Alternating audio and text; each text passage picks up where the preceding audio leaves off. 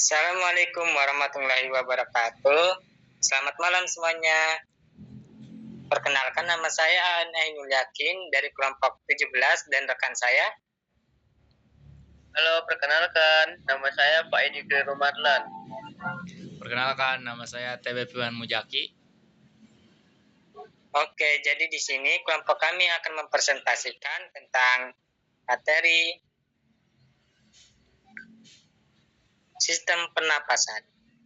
Jadi, di sistem pernapasan adalah proses pertukaran gas antara tubuh dan lingkungan. Proses ini melibatkan pengambilan oksigen O2 dari udara dan pengeluaran karbon dioksida atau CO2 dari tubuh.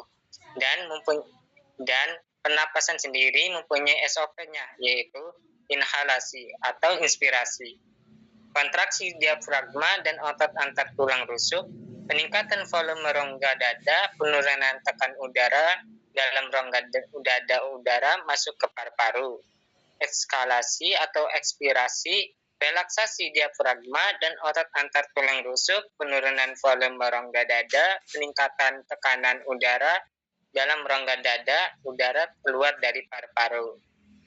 Next. Jadi, sistem pernapasan terdiri dari organ-organ yang bekerja sama untuk memfasilitasi pertukaran gas. Komponennya hidung, jalan masuk udara, menyaring, menghangatkan, dan melembabkan udara. Tenggorokan atau faring, saluran udara dan makanan, membantu menelan, dan trakea atau batang tenggorokan, saluran udara utama dilapisi silia untuk membersihkan debu dan kotoran. Bronkus adalah cabang trakea yang menuju ke paru-paru. Paru-paru, organ utama pernapasan, tempat pertukaran gas terjadi. Alveoli, kantung udara kecil di paru-paru, tempat pertukaran gas antar udara dan darah. Diafragma, otot utama pernapasan, membantu mengatur volume rongga dada. Dan SOP-nya, pembersihan hidung, membersihkan hidung secara rutin dengan air, garam atau tisu lembut. Menghindari asap rokok. Asap rokok dapat merusak silia dan menyebabkan pernapasan, menjaga kebersihan lingkungan, menghindari debu dan polusi udara. Vaksinasi influenza dan pneumonia dapat membantu mencegah infeksi pernapasan. Oke, selanjutnya akan dibacakan oleh rekan saya. Next. Selanjutnya, mekanisme pernapasan. Yang pertama, definisi. Mekanisme pernapasan adalah proses fisik yang memungkinkan pertukaran gas antara udara dan darah. Yang kedua, difusi. Difusi, pergerakan gas dari area dengan konsentrasi tinggi ke area dengan konsentrasi rendah. Yang ketiga, tekanan parsial, tekanan yang diberikan oleh sesuatu gas dalam campuran gas. Yang keempat, gradien tekanan, perbedaan tekanan antara dua area. SOP-nya bernapas dalam-dalam. Bernapas dalam-dalam dapat meningkatkan oksigenasi darah. Yang kedua, olahraga teratur. Olahraga dapat meningkatkan kapasitas paru-paru dan efisiensi pernapasan. Yang ketiga, menghindari stres. Stres dapat menyebabkan pernapasan cepat dan dangkal. Next. Volume pernapasan. Volume pernapasan adalah jumlah udara yang dihirup dan dihembuskan dalam satu kali napas.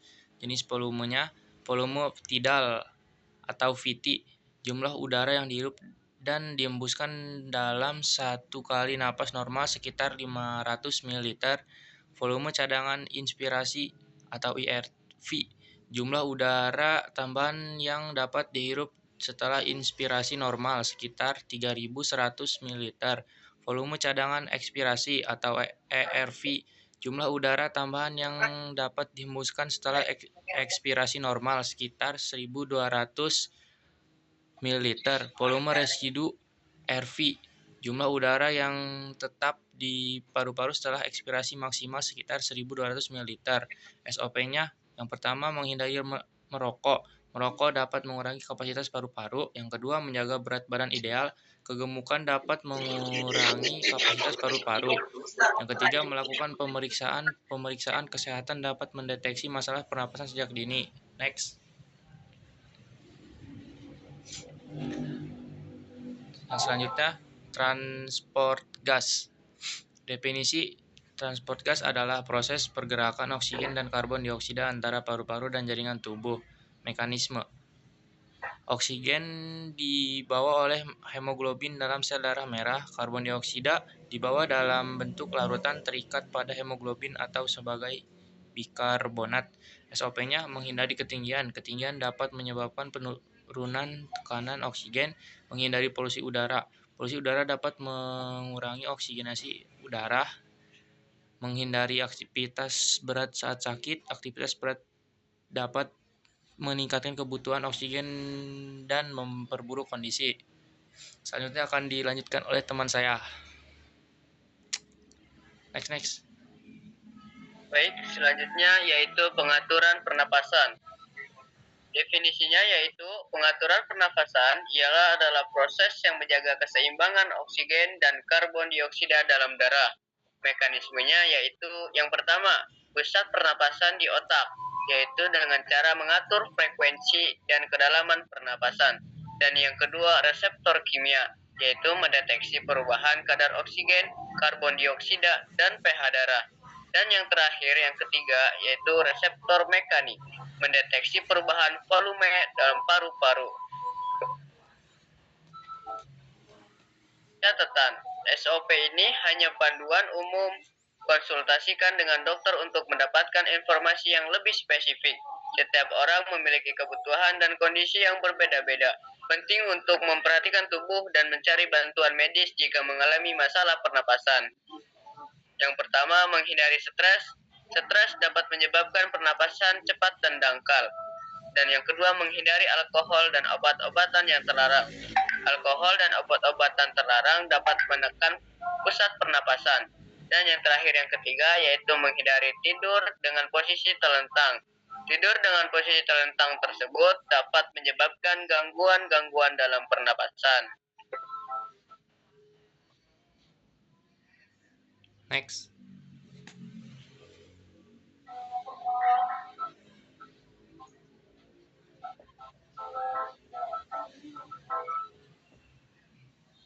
Oke, saya kembalikan kepada moderator.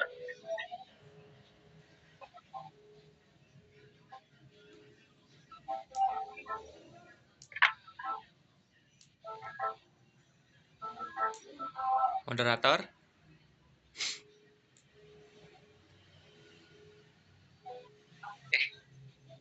Oke, begitulah penyampaian dari kelompok kami, presentasi dari kelompok kami tentang sistem pernapasan.